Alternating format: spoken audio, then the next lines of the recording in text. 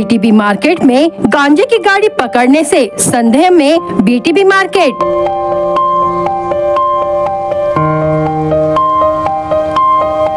आखिर क्यों गांजा तस्कर बीटीबी मार्केट में बचाव के लिए जा छुपे?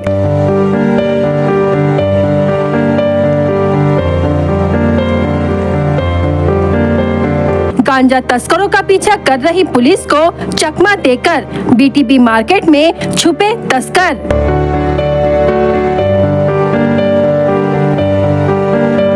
आखिर क्यों बीटीबी मार्केट में गए तस्कर? इसकी जांच करेंगे सिंघम एसपी नूरुल हसन।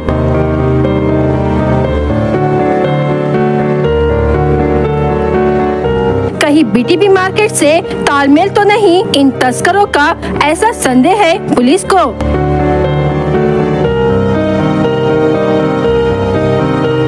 भंडारा जिले में सिंघम नूरुल हसन ने पुलिस अधीक्षक का पदभार संभालते ही गुप्त जानकारी के आधार पर सिंघम पुलिस अधीक्षक नूरुल हसन के मार्गदर्शन में अपर पुलिस अधीक्षक ईश्वर कातकड़े, एसडीपीओ डॉक्टर अशोक बागुल, भंडारा थानेदार गोकुल सूर्यवंशी, इन्होंने टीम बनाकर मिली जानकारी के अनुसार गाड़ी क्रमांक MH15 EP 4372 में गांजा तस्करी कर रहे तस्करों का पीछा किया, लेकिन उन तस्करों को जानकारी मिली कि भंडारा पुलिस विभाग उनका पीछा कर रही है। इसके बाद वह पुलिस को झांसा देकर बीटीबी मार्केट में 7 से 8 बजे के दरमियान गाड़ी लगाकर आरोपी वहीं बैठे रहे। पुलिस ने जांच पड़ताल शुरू की और उन्हें पता चला कि बीटीबी मार्केट में गांजा तस्करी कर रही गाड़ी खड़ी है। इसके बाद एसडीपीओ डॉक्टर अशोक बागुल और भंडारा थानेदार गोकुल सूर्यवंशी अपनी टीम के साथ बीटीबी मार्केट पहुँचे और गाड़ी के साथ 2 लोगों को पकड़ा, जिसमें 167 किलो गांजा पकड़ा गया, जिसकी कीमत अंदाजन 45,06,500 रुपए बताई जा रही है। लेकिन चर्चा का विषय ये है कि आखिर यह गाड़ी बीटीबी मार्केट में कैसे और क्यों आई।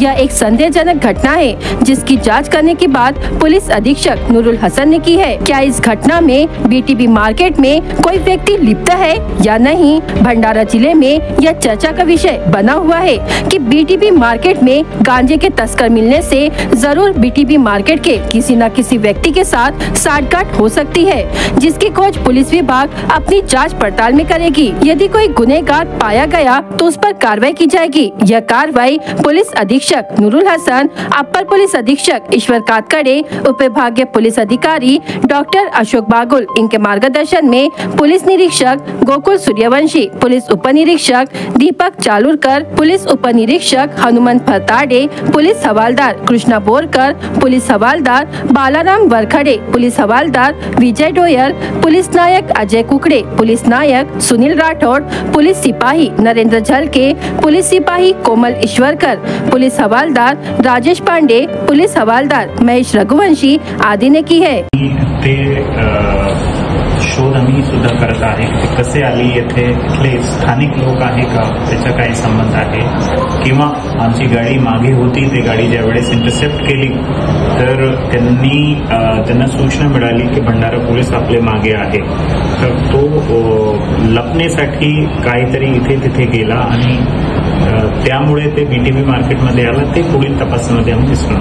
12 बजे मीटिंग म्हणजे भाजीपाला पुलिस विभाग चेक करणार, पुलिस विभागाने चेक केला, त्यामुळे तर रेग्युलर माल आहे ना 12 बजेचं, त्यासोबत असं पण माल येतं भाजीपाल्याचं पुढे का मागच्या काळात का चेक करत नाही याच्यावर मी काय बोलू शकत नाही, पण यापुढे आम्ही ते चेक करू। आता पुढे करणार नक्कीच चेक करू, ते काही असे संशयित वाहन मिळालं तर।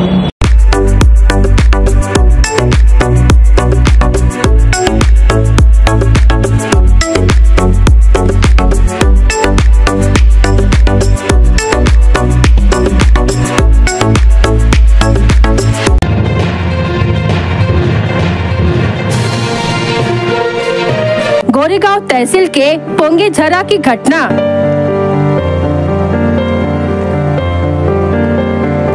पोंगेझरा में 2 भाइयों की नाले में डूबकर हुई मौत। नाले के पुल पर खेलते समय हुई घटना।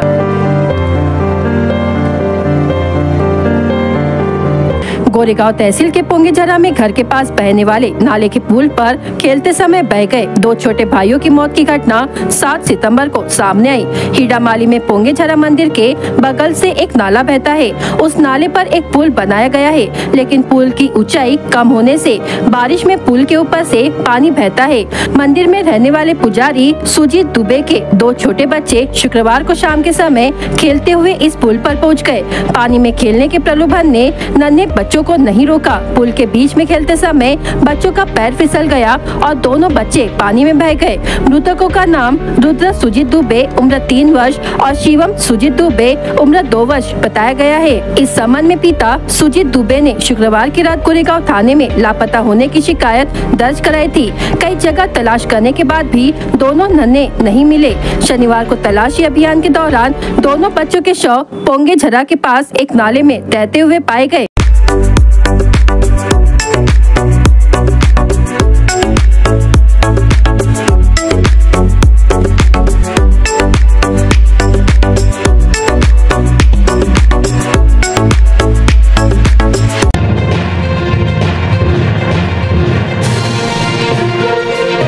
लाखनी थाने के नवनियुक्त थानेदार हृदय राणे यादव ने कहा कि बिना ड्राइविंग लाइसेंस के नाबालिगों को बाइक देने वाले अभिभावकों के खिलाफ अब कानूनी कार्रवाई की जाएगी। थानेदार यादव ने यह चेतावनी दी है, इसलिए नाबालिगों को 2 पहिया वाहन की चाबी देने वाले माता पिता सावधान हो जाने की जरूरत निर्माण हो गई है। मोटर वाहन अधिनियम के तहत 18 वर्ष से अधिक उम्र के बच्चों को 2 पहिया वाहन चलाने की अनुमति है। हालांकि लाखनी शहर की सड़कों पर नाबालिग स्कूली बच्चे तेज रफ्तार से 2 पहिया वाहन चलाते नजर आते हैं। कानून जानते हुए भी अभिभावक नाबालिगों को वाहन दे रहे हैं। इससे दुर्घटनाओं का खतरा पैदा हो गया है। 2 महीने पहले 13 साल के छात्र एकांत थानथराटे का एक्सीडेंट हो गया था। सिर में चोट लगने से इलाज में लाखों रुपए लग गए। इस हादसे में एकांत बच गया। उपयुक्त उम्र होने और ड्राइविंग लाइसेंस प्राप्त करने के बाद ही बच्चों से गाड़ी चलाने की अपेक्षा की जाती है। हालांकि कई माता पिता अपने बच्चों की जीत पूरी करने के लिए बाइक खरीदते हैं। ये नाबालिग शहर की व्यस्त सड़कों पर तेज रफ्तार से गाड़ी चलाते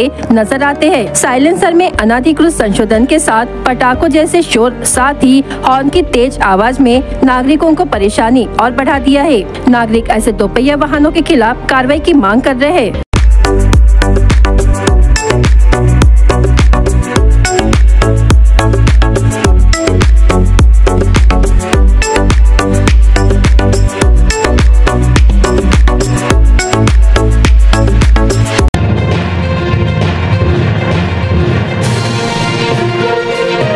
जेम पटेल महाविद्यालय और महाराष्ट्र राज्य अध्यापक विकास संस्था पुणे के संयुक्त तत्वावधान में महाविद्यालय में प्राध्यापक और प्राचार्य द्वारा संवाद 1 दिवसीय उद्बोधन कार्यशाला का हाल ही में आयोजन किया गया। राष्ट्रीय शैक्षणिक नीति 2020 द्वारा उच्च शिक्षा प्रणाली में आने वाले बदलाव को ध्यान में रखकर तथा इस क्षेत्र के प्राध्यापक एवं प्राचार्य को प्रशिक्षित करके MSFDA पुणे के द्वारा पूरे वर्ष में चलाए जाने वाले कार्यक्रम के संदर्भ जानकारी देने के लिए इस उद्बोधन कार्यशाला का आयोजन हाल ही में किया गया था।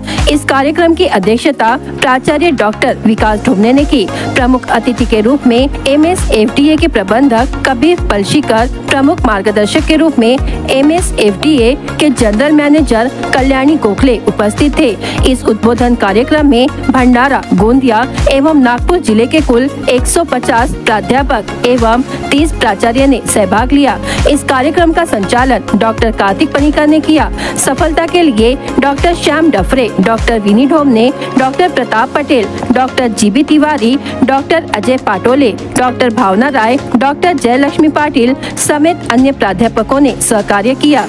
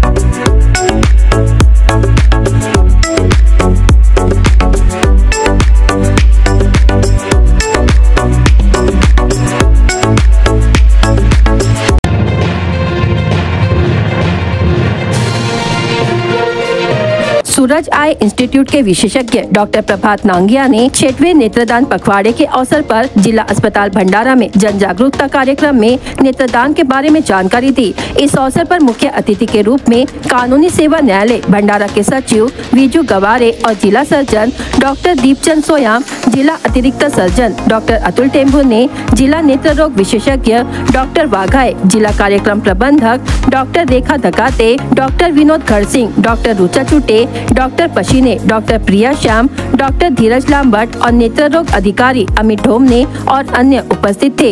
इस कार्यक्रम का उद्देश्य लोगों को नेत्रदान के प्रति जागरूक करना है। प्रभात नांगिया ने इस प्रक्रिया को कैसे क्रियान्वित किया जाता है, इसके बारे में विस्तार से जानकारी दी।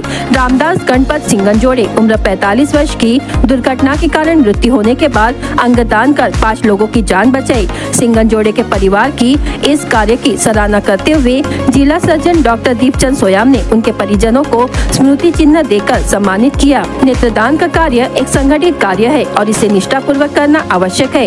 इस आशय के विचार डॉक्टर सोयाम ने व्यक्त किए। कार्यक्रम की अध्यक्षता नेत्रदान परामर्शदाता सोनाली लांबट ने की तथा आभार प्रदर्शन डॉक्टर पशीने ने किया।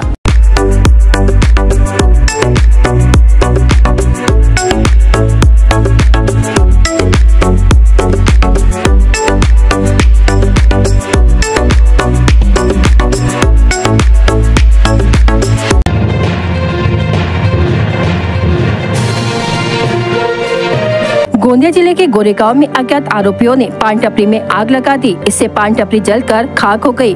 गोरेगांव के टेम्भुनीकर बंधु पान टपरी चलाकर अपने परिवार का भरण पोषण कर रहे थे, लेकिन गोरेगांव में कुछ असामाजिक लोगों को ये बात हमेशा से खटकती रहती थी। इसलिए रात के समय कुछ अज्ञात लोगों ने पान टपरी में आग लगा दी। आग इतनी भयानक थी कि पान टपरी जलकर खाक हो गई। इसलिए अब टेम्भुनीकर बंधुओं के सामने उनकी आजीविका का सवाल खड़ा हो गया है। इस मामले की शिकायत गोरेगांव पुलिस को दे दी गई है और पुलिस आरोपियों की तलाश कर रही है।